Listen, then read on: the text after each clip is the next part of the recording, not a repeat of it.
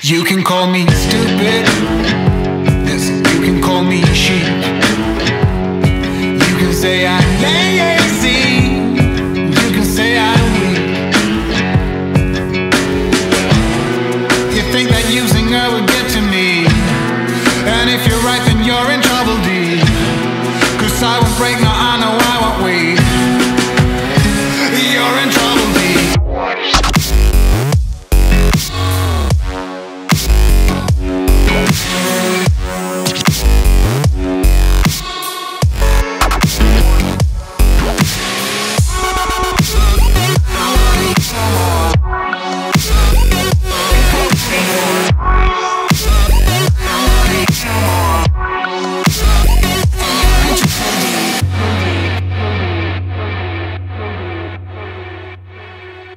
But when it comes to her, you better keep it sealed. Don't you dare say a single word, or I will strike you where it feels. You think that using her would get to me, and if you're right then you're in trouble deep. 'Cause I won't break, no I know I won't wait. You're in trouble deep.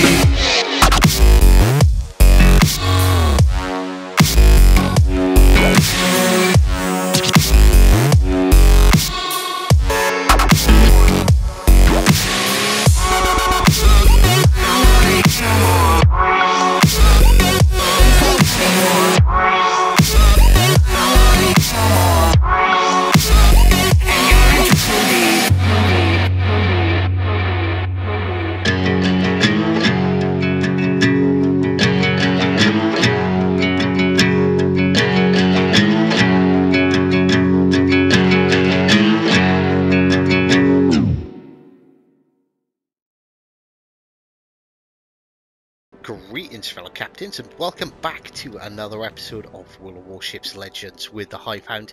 And today we are looking at the new campaign ship, the USS Wichita, which you can see in front of us inside the very fancy New York port with our UFOs. These two little boats behind us keep on setting off fireworks. Another UFO floating off in the distance. There we go, we've got some fireworks from the little boats. Happy days. Right, okay, so we'll get into the meat and bones of the ship real quickly. So let's have a look at overview first of all. So sticky shot reduces ricochet chance and a greater chance of penetrating enemy ship's armour even at sharper angles. Tough, above average base XP. But sluggish shot, difficult to aim at long distance, but trajectory allows for effective fire from cover. I wouldn't say this really suffers from sluggish shot, not like the Atlanta and the Boise by any means. It is completely different. So this is a heavy cruiser that it's a bizarre ship in a way, because it was supposed to be in New Orleans. But the Admiralty weren't particularly happy with the hull of the New Orleans, so they swapped it out for a Brooklyn class hull, but then put a lot of effort into reinforcing it and upgrading the armour. I'll do a history video as well, so watch out for that in the next couple of days, where we'll actually really delve deep into the history of this ship, because, well, hell, we want to get into some gameplay. So let's have a look. So we've got 37,900 hit points, which is not too bad. With my current setup, the 305mm Mark 15 guns fire 17.8 kilometers with a 8.5 second reload time, 2800 maximum HE and 4,400 maximum AP. Secondary armament, nobody gives a crap about that, really, not at the moment anyway. Not on cruisers. It's the AA we want, but we've got a little while to wait for that. So 35 knots maximum speed with a 680 meter turn-in circle and a 4.8 second rudder shift time. So she's pretty agile. She's a very maneuverable ship, and she has got really good firing arcs. Also quite sneaky, detectability of 10.8 by sea, 6.8 by air, and 7.1 firing within smoke. So the obvious comparison is the USS Baltimore.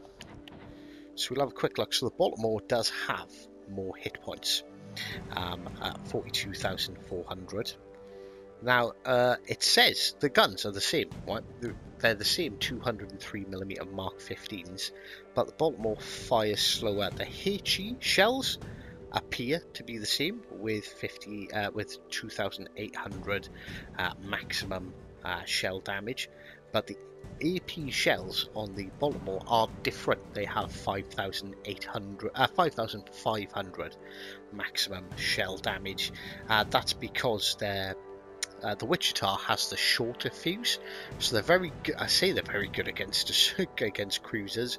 You'll find that they work well against destroyers, but I tend to get a lot of overpens on cruisers as well, both in the Baltimore and the Wichita. As you can see, the Baltimore's not quite as fast. It has a larger turning circle, and its rudder shift time is 7 seconds. It's also not as it suffers from worse concealment, with 12.1 kilometers by sea, and well, 7.2 from fire and smoke. So that's not too bad. But obviously, the Baltimore has slightly more armor plating. You can bow tank 15-inch guns all day long in Baltimore. In the Wichita, I've actually found itself is pretty good at bow tanking 15-inch guns. Hopefully we'll get to show that off in a bit of gameplay as well. Right, okay, so enough of that palaver. Let's get into some matches and see how she handles out on the seas. Right, okay, so apologies for the lack of game sound, but I was having, you may notice, you may recognise the name of the gentleman I'm divisioned up with. That is, in fact, the Spotted Gecko, a fellow community contributor, and also plays on the PS4. Randomly, we were both doing our bureau missions, and I came first, and Spotted Gecko came second, and I was like, I recognise that name from somewhere. So I pinged him a quick message. We had a little back and forth, and I decided to team up for a couple of matches. And to be honest with you, the audio in this game was perfectly fine. We were chatting great, but I don't want to put Spotted Gecko's content out, because he's in there, he's talking without his permission, and unfortunately he seems to be away from his phone, and I want to get this video out at some point today. So we're obviously in the division, we're working as a team, where I was basically trying to ask that Yadachi to point down this way a little bit, give us some support. I realise at this point I'm spotted, so we can see the Monarch there. We're now unspotted. We're trying to get some fire started nice and early. The Wichita, its HE is so good. It's unbelievably good, in all fairness. And that's when the aggressive Richelieu decides to pop his ugly head out.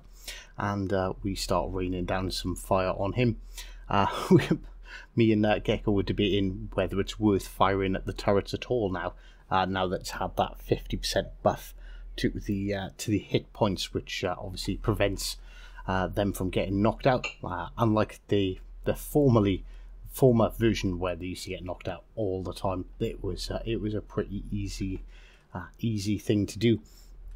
So this is when we spot on the minimap the Z-23, which has sneaked up the side and is trying to torp us, and this is where I shout, uh-oh, mistakes were made. Do you not know the Wichita's a radar cruiser? 7.7 kilometers away from a radar cruiser? It is never going to end well. And I really appreciate the Yadachi here. The Yadachi. Although I haven't noticed him firing his guns yet. There we go. There he starts firing. The Yadachi actually didn't back off and run away. He actually pushed forward and started firing and helped us. Maybe not that much, but at least he pushed and tried to help us take out the Z-23. I get a shot from either the Monarch or the Richelieu, one or the other, and we make it our mission to kill him, and then, peace out, catch you later, sucker. Yeah, welcome Well, again, I've had a whole bunch of really good games in the Wichita. This one just happened to be the highest overall damage, and well, to be honest with you, it sort of highlights the good and bad points of the ship. So good points. Look at that firing arc, absolutely awesome. We mentioned the sluggish shot. Like, well, yeah, of course they're going to be a bit sluggish because the distance they're traveling, but I don't think sluggish shot is really the right term, because when you see it on the Atlanta, you fire your shells, they scream off into the distance, and then somebody opens a parachute, and they just seem to stop in midair and slowly float down. And this is where the kid pops up, and Spotted Gecko is like, goddamn this kid. So first thing I do is try and open fire. We managed to get some shots off at him. We hit him, and I believe we set him on fire and some sort of incapacitation as well. And this is where we decided Gecko's getting focused pretty hard by both the Richelieu, the Jean Bart, and the Monarch. So we decide, you know, we don't want him to die. We're trying to keep him alive, but we also don't want to die either. Those are three pretty big, pretty nasty battleships that are off into the distance there. So right, we try and take the Monarch's attention, and our friendly Adachi is flinging some torps downrange, but I don't think he's going to hit the Monarch. The Monarch looked like he was turning, and unfortunately they did miss, and Spotted Gecko gets taken out by fire from the kid, and the Monarch instantly starts paying attention to us and sets us on fire, but does minimal damage. And then there's some shots from the Richelieu coming in. We set the Monarch on fire in return. Monarch instantly burns his repair kit as we hit just under, there we go, 60,000 damage, and more shots coming in. And we've been, like, the Wichita is a very thin boat, so when you're bow tanking or kiting away, it is really hard to hit because it's such a narrow target. So there we go, there we're happy. We've got a fire on the Monarch. We know he's just burnt his repair kit, and as you can see now, he's deciding to turn around and get the hell out of there. But we are going to continue to harass him because, well, he's an easy target. He's quite slow. He's not changed direction or anything, and, well, more fires the better, really. And our friendly cruiser finally comes forward and starts pushing in on them. And as you can see, that's 25,000 damage at least to the Monarch there. And we're going to continue to harass him until, unfortunately, he finally creeps out and makes it out of our firing range. But we're undetected, and that means we can switch back to either the Richelieu or the Jean Bart. So we decide to line up shots on the Richelieu, and you see that our fires on the Monarch still clocking up huge amounts of damage. We're up to 85,000, and his fires are finally out. And first salvo, straight away, set the Richelieu on fire. And we decide then instantly, well, he's burning. We might as well fire at the Jean Bart now and see if we can get a second fire going. The Richelieu has now burnt his damage control ability. We have noticed that, and it's like, oh, no he hasn't. I'm lying. What am I talking about? I think now we have a fire on the... No, still, excuse me, sorry, it's a long day. There we go, high caliber from the fire on the Richelieu. So we're going to leave the Richelieu burn. He looks like he's not overly long for this world. So we'd rather focus on the Jean Bart, because the Jean Bart is more of the issue. And the Helena actually gets the kill shot on the Richelieu. He's down. So we're going to... Well, we're looking around the map. We're trying to scan. We can see, obviously, on the mini-map, the destroyer's miles away. So there's nothing we can do about him at the moment. The Helena's behind an island. So we are now bow tanking a Jean Bart, which the Wichita does actually extremely well. Remember how I said it's such a skinny boat, it's such a narrow target? You'll see as the shells start coming in that the Jean Bart gets almost no luck at all. One hit there which took out one of our guns, but well, we're not worried about fires or anything at the moment, so we hit the repair. And this is where we switch to AP, because I want to see if the AP is actually, how good the AP is on the Wichita, because I've tried using it against cruisers, and unless they're angled you tend to blow straight through them with overpens, so it's been a bit unlucky. So I'm looking at the superstructure of the Jean Bart, as you can see where our damage is slowly but surely racking up there. 1,000 for salvo, 1,500. Alright, granted for 3 rounds. These are not full salvos. 1,500. 1,500 seems to be about the most you're going to get out of 3 rounds on the side of the battleship. And there we go, 1,400 again, and he is gone. He is down. And this is where the kids that killed our buddy Gecko. So hopefully we can get some revenge on him here. So shots away, we take out his engine, we knock out one of his AA guns. That's going to help my team out massively. There we go, another nice tasty salvo.